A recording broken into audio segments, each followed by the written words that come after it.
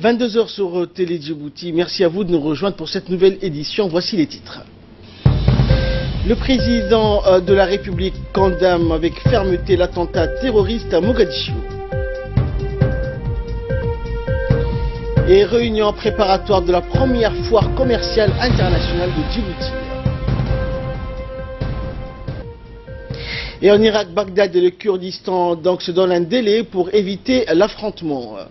Voilà, donc c'était les titres qui vous seront développés dans cette édition. Merci à vous de nous rejoindre. Le président Guelleh condamne le dernier attentat survenu à Mogadiscio. Le président de la République, Ismaïl Omar Guelleh, a condamné donc aujourd'hui avec force l'attentat terroriste survenu hier dans une artère très fréquentée de la capitale somalienne, Mogadiscio, et qui a causé la mort d'une trentaine de personnes et entraînant de très nombreux blessés. Le président Guelleh a qualifié les responsables de cette attaque d'agents maléfiques déterminés à maintenir la Somalie dans le chaos et la plonger dans l'abîme. Tout leur funeste projet se résume à prendre le pouvoir par la force et à imposer une autorité illégitime à une population qui les récuse, a indiqué le chef de l'État. La nation sœur somalienne et la communauté internationale ne se plieront pas à ce diktat des hors-la-loi, a réaffirmé le numéro 1 djiboutien. Le chef de l'État a exprimé sa compassion aux victimes, ses sincères condoléances aux familles endeuillées et ses vœux de prompt rétablissement aux blessés. Il a réitéré sa confiance aux nouvelles institutions somaliennes, se déclarant persuadé que le peuple frère de Somalie jouira de la paix et de la prospérité. Et le terrible donc attentat survenu hier à Mogadiscio semble avoir été commandité pour faire le maximum de morts et de dégâts parmi les habitants et sans qu'un objectif officiel ou gouvernemental soit ciblé. Le mode opératoire est resté flou. On évoque un ou deux véhicules bourrés d'explosifs qui ont sauté dans un carrefour très fréquenté près de l'hôtel Safari. On déplore au moins une trentaine de morts et le mouvement Al-Shabaab n'a pas revendiqué l'attentat pour l'heure, n'est-ce pas Ali? Eh bien, il s'agit d'un puissant attentat, ce qu'on sait à l'heure actuelle, à la voiture piégée. On ignore jusqu'à l'heure si un ou plusieurs véhicules ont été utilisés. L'attentat s'est produit dans un carrefour commercial fréquenté du centre du Mogadiscio et près de l'hôtel Safari qui signifie voyage en Swahili. C'est un établissement populaire qui n'est pas fréquenté par des responsables gouvernementaux. L'attentat n'a pas été revendiqué dans l'immédiat, même si l'on soupçonne des islamistes somaliens d'Al-Shabaab d'en être les auteurs. Ces derniers lancent fréquemment des attaques et attentats suicides dans Mogadiscio et ses environs. Habituellement, les Shabaab ciblent plutôt les hôtels dans lesquels résident les responsables officiels.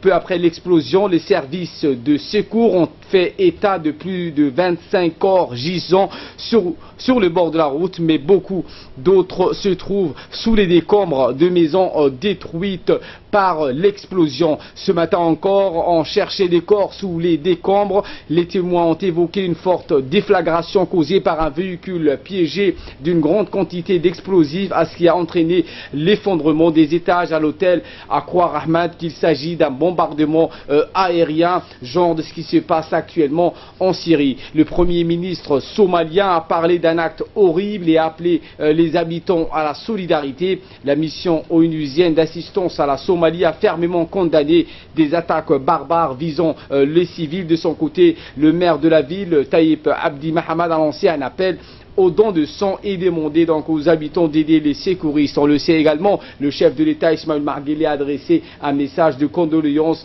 condamnant cet attentat avec beaucoup de fermeté. Merci Ali pour toutes ces précisions. Le ministre de l'Éducation nationale et de la formation professionnelle, Mustafa Mohamed Mahmoud, a reçu aujourd'hui dans son cabinet le nouveau directeur de l'agence turque de coopération internationale, la TICA, Mehmet Taha Dogan. Le ministre a souhaité au nouveau patron de la TICA, en son nom et au nom du gouvernement, la bienvenue en République de Djibouti. Il a par ailleurs profité de l'occasion pour remercier le gouvernement turc pour tous ses appuis à notre pays. Et de son côté, le directeur de la TICA a pris l'engagement de poursuivre le travail de coopération de son organisation auprès du MENFOP, et rappelant à ce titre que l'agence de coopération turque est impliquée dans plusieurs projets de renforcement du système éducatif. Il s'agit notamment de projets d'amélioration des infrastructures et des équipements, de l'enseignement technique et de la formation professionnelle, et surtout le développement de la filière hôtellerie et tourisme. Sport à présent, sous l'égide du secrétariat d'État à la jeunesse au sport, une nouvelle fédération djiboutienne dont les activités seront entièrement consacrées aux jeunes à besoins spécifiques a vu le jour. Baptisée Fédération Handisport, celle-ci a organisé hier après-midi les premiers jeux entièrement consacrés aux handicapés.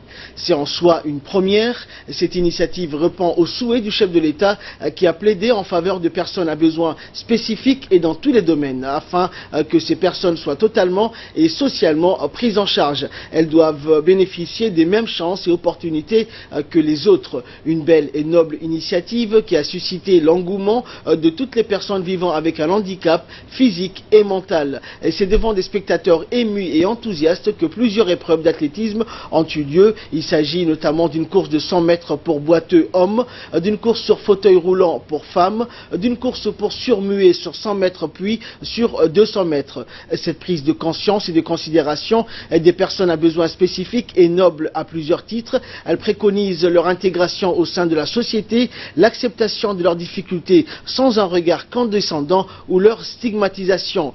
C'est des concitoyens comme tous les autres. Ceci dit, j'exhorte aussi tous les responsables des CDC pour que cette belle initiative et engouement sportif soit pérennisé au niveau national et à l'avenir régional, voire même international, grâce bien sûr au soutien indéfectible du comité national. Et des médailles ont été remises par la suite à l'issue des épreuves. Ont assisté donc à ces premiers jeux pour personnes handicapées. Le secrétaire d'État à la jeunesse et au sport, la secrétaire d'État aux affaires sociales, le président de la fédération djiboutienne de handisport, un athlète handicapé du Kenya, détenteur donc d'une médaille olympique, ainsi que des spectateurs venus en masse pour faire preuve de leur amour pour ces personnes à besoins spécifiques.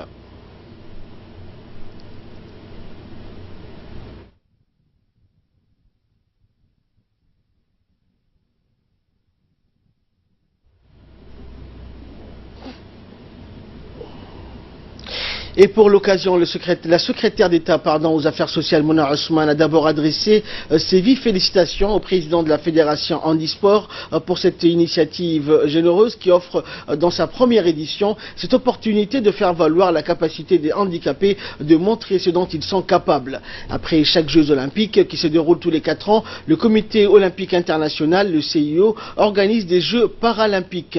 Et les responsables politiques ont enfin paraphrasé ou repris les propos du chef de l'État qui avait notamment déclaré, je cite, « On dit souvent que la société ne fait pas toujours bon accueil aux personnes handicapées, elles sont souvent marginalisées, exploitées et leurs droits ne sont pas respectés. Mais dorénavant, cette fâcheuse pensée doit être bannie de notre esprit. » Fin de citation.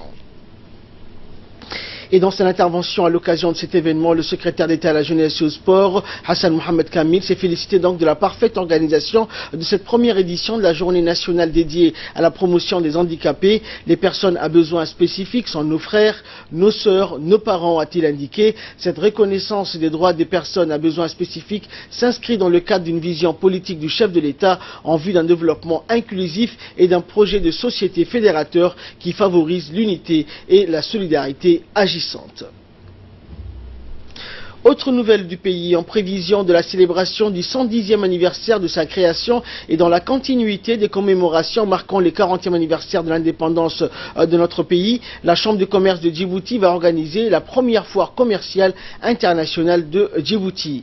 Celle-ci aura lieu du 3 au 7 décembre prochain au Palais du Peuple. La Chambre de commerce de Djibouti est l'institution de représentation du secteur privé. Elle existe depuis 110 ans et cette foire s'inscrit dans le cadre de la promotion des entreprises de Djibouti et de la place commerciale du pays. Cette manifestation est destinée à rapprocher les fournisseurs, clients et prestataires de Djibouti et de la sous-région et l'ensemble de leurs partenaires de par le monde. Une importante réunion a rassemblé donc à cet effet tous les grands commerçants de la place. C'était ce matin à la salle de conférence de la Chambre de commerce ainsi que des opérateurs économiques étrangers résidant à Djibouti.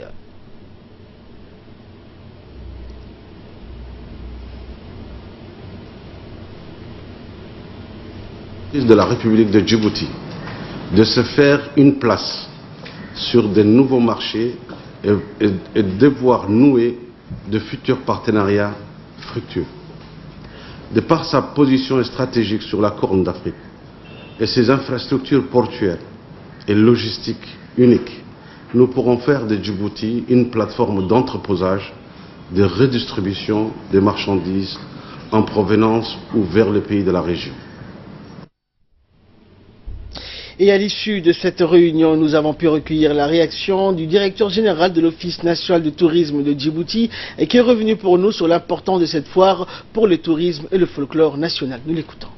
On a eu la première réunion d'information concernant les premiers forums internationaux que Djibouti organisera. Ce forum est vraiment une très bonne initiative qui permettra de renforcer la visibilité du pays afin de montrer au monde entier les atouts en matière d'investissement, les potentialités qui existent dans notre pays, dans tous les secteurs, que ce soit communication, que ce soit commercial, que ce soit tourisme. Tout cela aura une grande portée sur le développement du pays, sur les potentialités que notre pays souhaiterait et les atouts que notre pays souhaiterait montrer au monde entier. Et je pense que ce sera une très bonne opportunité à tous les opérateurs privés d'exposer les services, les biens et qu'ils comptent commercialiser, en tout cas qu'ils comptent montrer aux oui, exactement. Ce forum permettra de raffermir un partenariat, des partenariats stratégiques entre nos opérateurs et les opérateurs internationaux et les opérateurs de la région. Et pour nous en dire plus concernant cette foire commerciale et ce forum d'intégration économique régionale, Ali Abdillah est avec nous sur ce plateau. Bonsoir Ali. Bonsoir. Donc alors la foire commerciale internationale permettra-t-elle alors de mettre en lumière le développement qu'a connu Djibouti ces dernières années avec des infrastructures, nous le savons notamment, qui en font une importante place financière et économique, un lieu donc approprié pour les services et facilitations logistiques, un centre névralgique dans le secteur des télécommunications? Eh bien, il faut le souligner, Ahmad, le secteur des transports a connu à Djibouti un fulgurant progrès avec la création d'un nombre croissant des ports, d'une nouvelle voie ferroviaire et d'axes routiers. Cette foire sera également l'occasion de rassembler tous ces opérateurs économiques désireux de commercer ou d'investir à Djibouti et dans la sous-région afin de conclure des partenariats fructueux. Prévue du 3 au 7 décembre prochain, cette foire intitulée First Djibouti International Trade Fair, Your Gateway to Africa, réunira les instances internationales partenaires, les opérateurs économiques, les sociétés et les visiteurs de l'ensemble des pays partenaires au niveau régional et international. Parallèlement, un forum économique de haut niveau de par la qualité des intervenants sur le thème de l'investissement privé et les infrastructures pour une meilleure intégration régionale en Afrique de l'Est sera également organisé juste avant la foire prévue pour le 3, mais ce sera le 4 et le 5 décembre prochains. Durant cette importante réunion, le président de la Chambre de commerce a indiqué que la promotion et le développement des entreprises djiboutiennes constituent une des missions primordiales de la Chambre de commerce. Par le biais de cette foire internationale, nous visons également à ouvrir le marché djiboutien à des nouvelles opportunités régionales, voire international, a-t-il poursuivi. Il va donc sans dire que ces événements pourront permettre également aux entreprises de la République de Djibouti de se faire une place sur de nouveaux marchés et voir ainsi se nouer des futurs partenariats fructueux. C'est ce qu'a indiqué le président de la Chambre de commerce, M. Youssouf Moussa Dawale. De par sa position géostratégique sur la Corne de l'Afrique et ses infrastructures portuaires et logistiques uniques, Djibouti tente de devenir une plateforme d'entreposage et de redistribution de marchandises en provenance ouverte de pays de la région. Et bien, celui le président de la Chambre de commerce, sur lequel nous revenons sur son interview, il a indiqué que de nombreuses entreprises émanant de la Chine, de la Turquie, de l'Égypte, de l'Émirat arabe uni et de la Somalie souhaitent s'installer à Djibouti pour exposer leurs produits. Je vous propose de les suivre. Bonjour Monsieur le Président, donc aujourd'hui vous avez présidé l'avant bien sûr pour préparer la foire internationale de Djibouti et le forum sur l'intégration régionale. Alors comment sont nés ces deux événements? Bismillahirrahmanirrahim. Ces deux événements sont, je dirais, une mission que la Chambre, avec en concertation avec le gouvernement, a pu voir le jour. Comme vous savez, la Chambre de commerce de Djibouti aura 110 ans en décembre. Et lors de nos discussions entre membres du bureau et Assemblée générale, il nous a été très important que nous puissions partager les informations nécessaires concernant comment pouvoir organiser un événement qui non seulement attire les opérateurs privés de la région, mais aussi qui essaie d'éveiller ou de créer un événement pendant 5 jours pour les opérateurs djiboutiens qui, pour certains, produisent à Djibouti, pour certains importent à Djibouti et pour certains d'autres exportent leurs produits dans les pays de la région. Donc on a voulu créer cet événement pour qu'il puisse être un événement et national et international, mais surtout national. Et le forum, la question du forum, c'est la question que tous les opérateurs, étrangers comme djiboutiens, se posent tout le temps, en disant pourquoi nous ne pouvons pas avoir un forum de discussion annuel ou biannuel dans le cadre des activités économiques de notre pays. Comme nous savons tous, le président de la République et le gouvernement ont fait le maximum pour tout ce qui est lié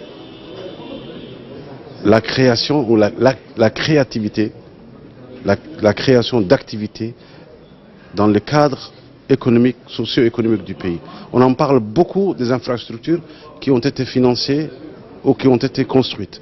Mais nous n'avons pas eu les moments essentiels de concertation et de discussion entre privés et surtout entre public et privé, de pouvoir vulgariser toutes ces informations.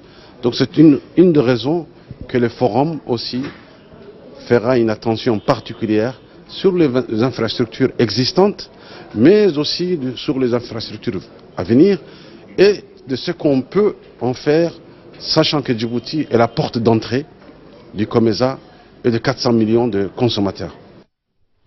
Voilà donc Ahmed pour tout ce qu'on pouvait dire sur cette foire commerciale qui permettra, on le rappelle, à tous les opérateurs économiques désireux de s'implanter à Djibouti, donc de conclure des partenariats fructueux.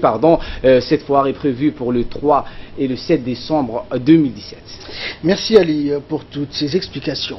Dans le dossier de cette édition, une vingtaine d'éleveurs nomades d'agro-pastoraux et de responsables d'une bonne gestion des eaux de surface ont eu l'opportunité de se rendre en Éthiopie, dans la région du Tigray, afin d'acquérir les bonnes notions pour mieux utiliser la terre, les parcours de transhumance et la conservation des eaux de pluie. La délégation a apprécié l'accueil et a tiré profit des expériences acquises, a ainsi déclaré M. Abdelkader Moussa. C'est un sujet de la rédaction et un commentaire de Samat El-Saïd.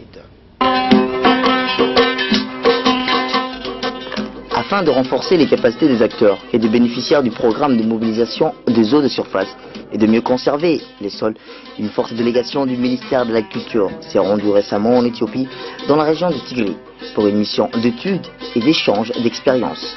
La délégation a rencontré et discuté à Mekele avec les responsables de la mobilisation des eaux de surface et de la conservation des sols de la région du Tigray et ont visité les sites d'exécution de ce programme. La région du Tigray était connue jadis comme une région désolée à cause du manque d'eau. Elle revit aujourd'hui grâce aux différents programmes de mobilisation des eaux et conservation des sols qui ont eu un impact positif sur la vie des populations de cette région de l'Éthiopie.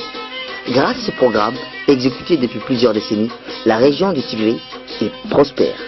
La qualité du travail a permis à la région du Tigray de bénéficier d'un prix international dans ce domaine en 2017. Des familles entières ayant fui cette région du Tigray à cause du manque d'eau sont revenues et pratiquant l'agriculture en ce moment. Ce travail a été exécuté sur l'ensemble de la région avec une forte mobilisation de la population, mais surtout des femmes. En suivant l'exemple de la région du Tigray, on pourrait renforcer le programme de mobilisation des eaux déjà mis en œuvre par le ministère de l'Agriculture, estimé. M. Abdelkader Moussa, alias BBC. Il faut, a-t-il dit, renforcer les structures de mobilisation entre les exécutants et les bénéficiaires de ce programme, dont le troisième volet, appelé propre, progrès après la mise en œuvre de programmes, le Promesse et le projet Prodermo, qui a déjà eu un impact positif auprès des milliers de familles rurales et ont bénéficié depuis une décennie. Comme la chanson populaire de Mohamed Ali le dit, on peut faire beaucoup de choses s'il y a une réelle volonté.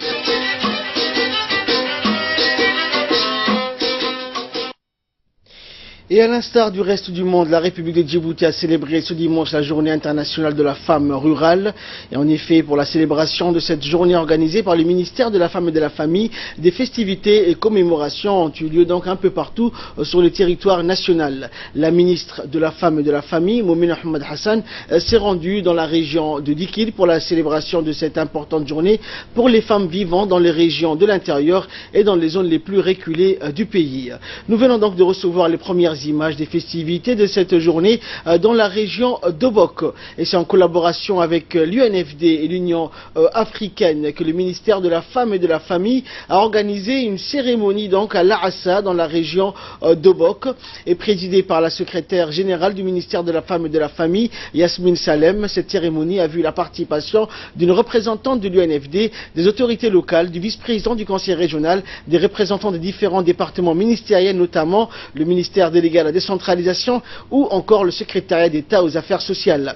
La journée fut l'occasion de discuter avec la population locale des différentes actions menées par le ministère, notamment les mutuelles, l'aviculture, l'alphabétisation, les garderies et les crèches, mais aussi l'accès aux soins, services sociaux de base. Instituée pour la première fois le 15 octobre 2001 par les Nations Unies, la journée internationale de la femme rurale constitue donc une occasion de mettre en évidence les contraintes rencontrées par les femmes rurales qui sont victimes des aléas de la nature, de la pauvreté et des conditions de vie précaires liées au milieu rural. La République de Djibouti a célébré donc pour la première fois cette journée le 15 octobre 2011. C'était dans la région de Dikil. Et la journée fut également l'occasion d'apporter un soutien en matériel agricole à quelques 30 familles de la localité de La'assa. Cet octroi donc devrait permettre de renforcer et d'équiper donc les femmes rurales exerçant déjà une activité agricole, mais aussi pour celles qui souhaitent s'engager dans ce domaine. La célébration de cette journée s'inscrit donc dans le cadre ou dans la volonté du ministère de la Femme et de la Famille d'autonomiser les femmes, de réduire leur vulnérabilité en améliorant leurs conditions de vie et celles de leurs enfants. Et pour plus de précisions concernant la célébration de la journée internationale de la femme rurale dans la région d'Obok, je vous propose de suivre l'intervention de la secrétaire générale du ministère de la Femme et de la Famille, Yasmine Salem. Pauvreté, des conditions de vie précaires qui sont liées au milieu rural qui est le nôtre et qui est très rude. Pour sa part, la République de Djibouti a célébré pour la première fois cette journée le 15 octobre 2001 dans la région de Dikil. Et depuis cette date, nous continuons à la célébrer et à soutenir davantage nos populations et que nous espérons, Inch'Allah, nous espérons les sortir de cette vulnérabilité qu'ils connaissent, et en particulier les femmes. Je suis venue ici donc avec des collègues du ministère de la décentralisation ici présents, mais aussi du secrétariat d'État des affaires sociales qui sont des partenaires avec qui nous travaillons, des départements ministériels avec qui nous œuvrons pour les mêmes causes, pour la même population, pour notre population. Et après Obok, la journée internationale de la femme rurale a été également célébrée dans la région de Tadjoura en collaboration avec l'UNFD et l'appui de l'Union africaine. Cette journée a été célébrée à Gallina dans le secteur de Ideita de la région de Tadjoura, présidée par Hassan Ali Roubahi, conseiller technique de la ministre de la Femme et de la Famille. Cette cérémonie a vu donc la participation d'une représentante de l'UNFD, des autorités locales, du sous-préfet de la région de Tadjoura, du vice-président du conseil conseils régionaux et des représentants des différents départements ministériels tels que la décentralisation, les affaires sociales ou encore le ministère de la Santé.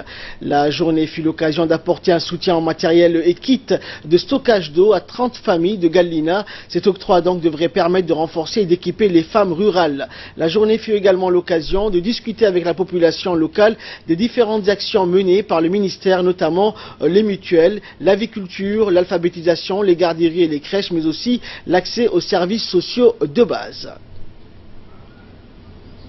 C'est pour subvenir aux besoins des femmes au milieu rural. Donc, nous avons aussi questionné les femmes sur les problématiques qu'elles rencontrent au quotidien. Donc tout s'est très bien passé.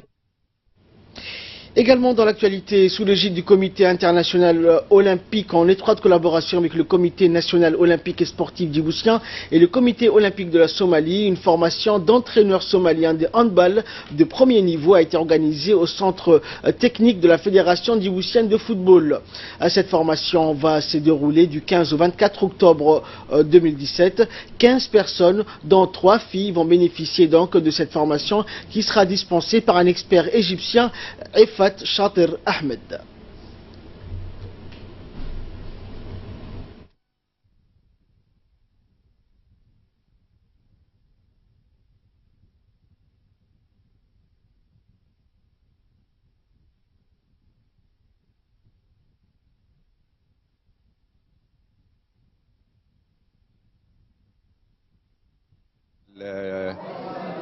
المدربين للاتحاد الصومالي 15 مدربا من الصومال وانا كمحاضر عفت رشاد رئيس لجنة المدربين بالاتحادين المصري والعربي.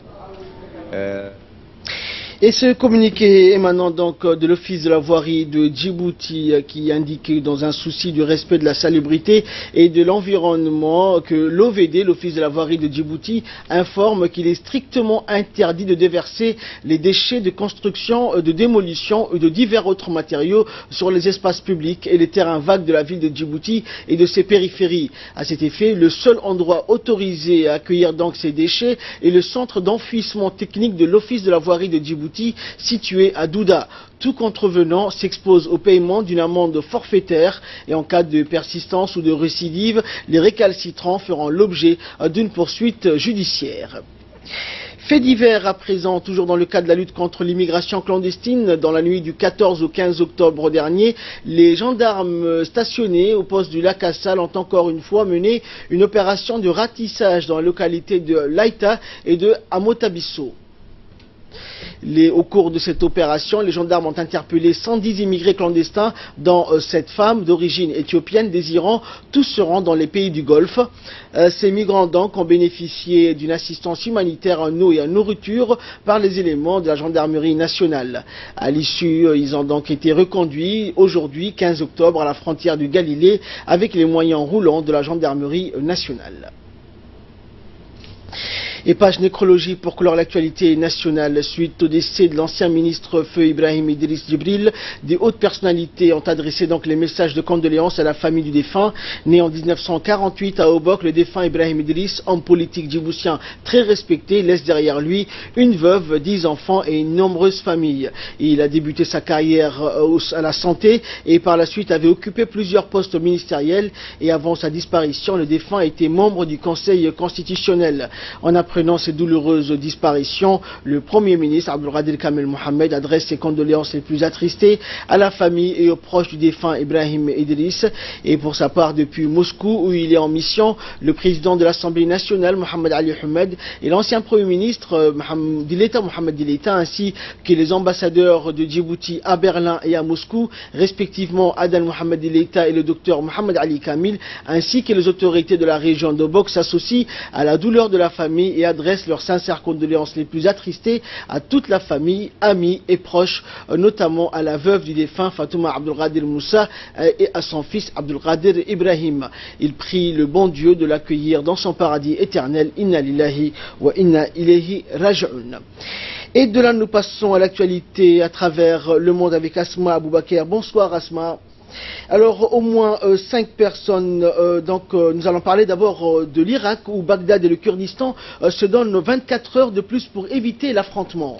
Oui, effectivement, un nouveau délai de 24 heures a été accordé aux Peshmerga, les forces kurdes, pour se retirer de leur position à Kirkouk, au cours duquel doivent se rencontrer les présidents irakiens et kurdes, Fouad Mansour et Massoud Barzani. Les autorités kurdes avaient affirmé avoir reçu un ultimatum des forces irakiennes pour se retirer des positions qu'ils avaient prises en 2014 lors du chaos créé par la percée fulgurante des djihadistes. Ce délai est arrivé à expiration dans la nuit. Toutefois, tôt le matin, aucun incident n'avait été signalé. Alors, Asma, y a-t-il eu une quelconque médiation de la part de la communauté internationale? Oui, effectivement, Washington a affirmé vouloir calmer les choses, alors que le conflit entre les autorités centrales irakiennes et le Kurdistan, tous deux alliés de la coalition internationale anti-djihadiste, fait craindre des violences. Des responsables militaires et politiques kurdes ont à plusieurs reprises affirmé qu'ils se défendraient quel qu'en soit le prix, tandis que Bagdad fait valoir qu'il est du devoir de ses troupes de reprendre leur position militaire ainsi que les infrastructures, notamment pétrolières, de la région. Ahmed. Et nous allons nous revenir bien sûr sur le continent noir, le continent africain, où la peur des vampires, chose inexplicable pour le moment, pousse les casques bleus ou l'ONU à se retirer du sud du Malawi, Asma. C'est au moins donc, ce sont, excuse-moi de t'interrompre, 5 personnes soupçonnées d'être des vampires qui ont été donc tuées par la foule dans le sud du Malawi, petit pays d'Afrique australe, Asma. Effectivement, les Nations Unies ont annoncé qu'elles retireraient leurs employés de 2 districts du sud du Malawi, où la peur des vampires a dégénéré en scène de violence collective qui ont entraîné la mort d'au moins 5 personnes. Comme vous le dites, d'après un rapport de l'ONU sur la situation, les districts de Mulanje et de Falambe ont été sévèrement touchés par des affaires de personnes soupçonnées d'avoir bu du sang humain et d'être impliquées dans des incidents du vampirisme. Alors, quelle a été la réaction, Asma, des habitants face à ces scènes de violence? Eh bien, des foules en colère ont bloqué des routes et s'en sont pris à des individus qu'elle accuse du vampirisme, entraînant la mort d'au moins 5 personnes. On le rappelle, dans cette région, le mois dernier, les rumeurs sur l'existence de vampires auraient commencé à se propager au Mozambique voisin, mais leurs origines exactes restent inconnues. Le Malawi est un pays l'un des pays les plus pauvres du monde. Les croyances traditionnelles y restent ancrées au sein de la population rurale, Ahmed. Et au Maroc, cette fois-ci, coup de filet antiterroriste. Une cellule donc terroriste a été démantelée par la police marocaine hier, si l'on en croit les annonces faites par les autorités et les images diffusées par la presse du pays. Oui, composée donc de 11 membres actifs dans les villes de Fès, Meknès, Casablanca et Kourikba. Cette cellule avait planifié de perpétrer des attentats dans des zones sensibles en coordination avec une filière de Daesh. C'est ce qu'a annoncé le ministère marocain de l'Intérieur. Les perquisitions ont permis la saisie de nombreuses armes et matériel de fabrication de bombes. Le cerveau présumé de la cellule a aussi été arrêté. Le dernier attentat au Maroc, Ahmed, on le rappelle, remonte à 2011. Il avait fait 17 morts. C'était à Marrakech. Merci Asma. Et pour clore cette édition, un événement incroyable mais vrai a eu lieu donc durant les inondations qui ont frappé récemment le Texas aux États-Unis. En effet, après les inondations, d'étranges amas grouillants ont été aperçus flottant sur les eaux. En observant de près ce phénomène, il s'agit au fait d'une espèce de fourmis rouges qui ont mis au point une stratégie de survie face à la montée des eaux. Ces insectes vivant normalement sous terre sont donc capables de naviguer sur les flots plusieurs jours de suite pour assurer la pérennité de leur colonie. Donc les radeaux sont formés par les fourmis ouvrières qui s'agglutinent les unes aux autres, et pour donc assurer la flottabilité de ces embarcations, des bulles d'air sont capturées par ces fourmis de feu, une espèce très invasive originaire d'Amérique du Sud. Et des centaines de milliers de fourmis peuvent former ces masses flottantes. Les larves et la reine, pour assurer leur survie, sont placées au milieu et en haut de ces structures. Et donc les fourmis de feu sont très agressives, il faut le rappeler. Elles peuvent attaquer en masse lorsqu'elles se sentent menacées. Elles se révèlent également être des architectes pouvant bâtir des constructions élaborées en fonction des situations.